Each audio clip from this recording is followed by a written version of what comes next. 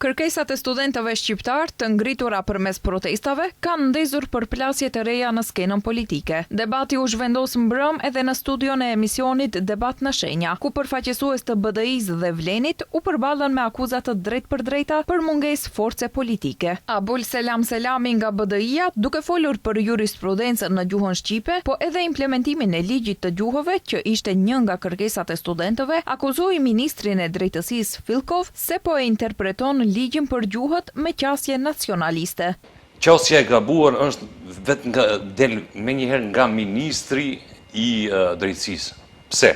A dhe me thonë, sipas qefit vetë, ai e interpreton ligjin. Me thonë, këtë që e thash neni 23 nga ligji i gjuhëve është i qartë, thot harmonizim. Me thonë, keni harmonizim të ligj, ai kapet edhe e thot se kjo është provim special dhe në profesional dhe në këto provime nuk ka qasje ligji. Pa atëherë i parashtrojmë pyetje ministrit të drejtësisë Filkov, pse ligji për lejet për vozitje është njëjtë ligj profesional, pse aty jepet me digju? Me thonë, ai bën interpretim si don vetë. Shifet qasja e gabuar e ati se ka qasje nacionaliste.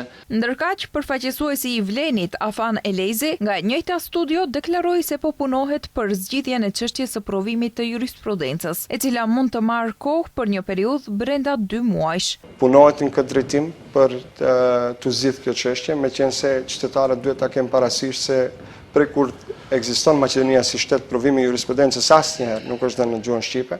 BDI e ka pasur për shembull mundësinë që për 24 vite qeverisje ta zgjidhë këtë çështje, ka pasur ministra shqiptar të cilët kanë mundur ta zgjidhin këtë çështje, mirëpo nuk është zgjidhur.